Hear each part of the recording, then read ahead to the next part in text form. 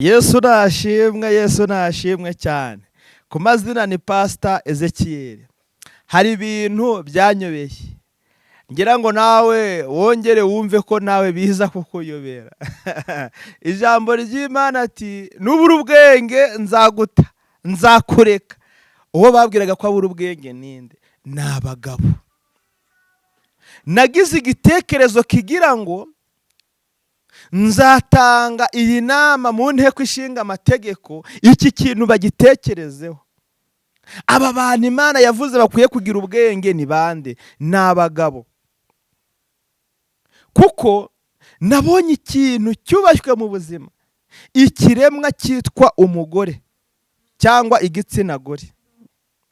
Iki kiremwa ubwacyo gisanga mu bwenge. Ntekereza ko igihe bazajya gusezeranya abantu bagakwiye kujya bafata akanya bagacekinga ubwenge bw'umusore cyangwa bw'umugabo ku mugore bagiye kubashyingirana nabo.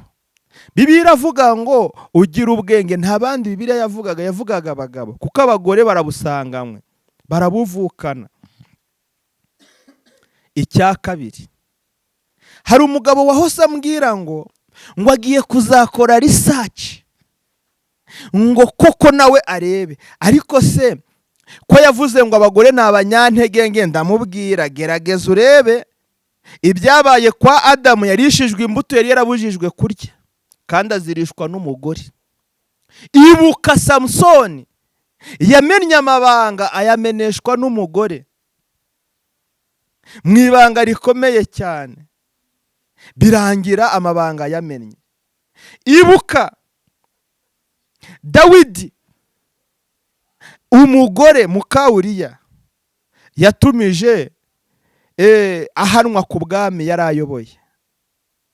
Reka nkubwire ko ikiremwa cyitwa umugore kivuka kitagira iwabo. Ni hahandi abafite imyaka mike bakamubwira ati jya guteka igihe uzaba ugeze iwawe, ibuka kumesa igihe uzaba ugeze iwawe. Nawe akaba iwabo nk'iwabo, ariko nyamara hari nk'umushyitsi ategura kuzajya iw'abandi ngo ategure iwe azaba ari. Iyo bibaye amahire abona umusore cyangwa umugabo akamubwira ati ngwino dusezerane dushyingiranwe, nkwereke iwanjye aho ukwiriye kuba, hitwe iwawe, akabona akagera iwe.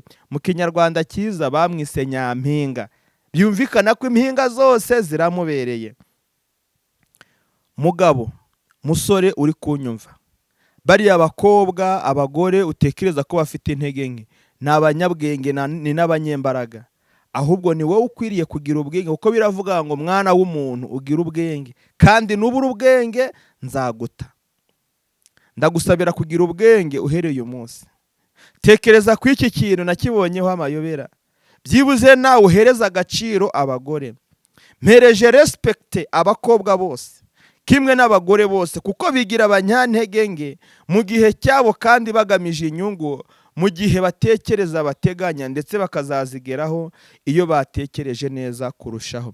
Reka nkwifurize amahirwe masa, reka nkwifurize umugisha w'Imana, kandi ubwenge bw'Imana buzagushoboje kumenya iki kiremwa kivuka kidafite iwabo kandi bikazarangira gifite iwacyo, aricyo kiremwa bita igitsina gore. Imana iduhana umugisha. Abagabo musobanukirwe, murebe kure, musobanukirwe iki kiremwa. Mwita ikinyantege nke kandi ari ikinyembaraga. Mwita ko kidashoboye kandi gishoboye. Tekereza umuntu ubyara agaheka agatwara umwana amezi 9 mu cyimbo cy'uko weho waguha umutwaro ngo wirirwana umunsi umwe bwa burugamba, ariko we ariyemeza amezi 9 akayarangiza, ndetse ku munsi wo kubimburira isi icyo yari atwite ababara bikabije, ariko ntibimugora kongera gusubirayo. Nyuma y'ukwezi aba yibagiwe umubabaro yagize. Mu gihe cy'amezi 3 indamutso baramubwira ngo subirayo nta mahwa, akemera gusubirayo yirengagije umubabaro yagize. Aba bantu n'abanyembaraga, ni intwari zidasanzwe. Reka mbwira abagore aho muherereye hose ngo Imana ibahe umugisha. Ku bwanyu nabayeho, ku bwanyu nabonye inyigisho zikomeye, by'umwihariko aho mama ari. Mama, Imana iguhe umugisha. Murakoze, Imana ibampere umugisha namwe.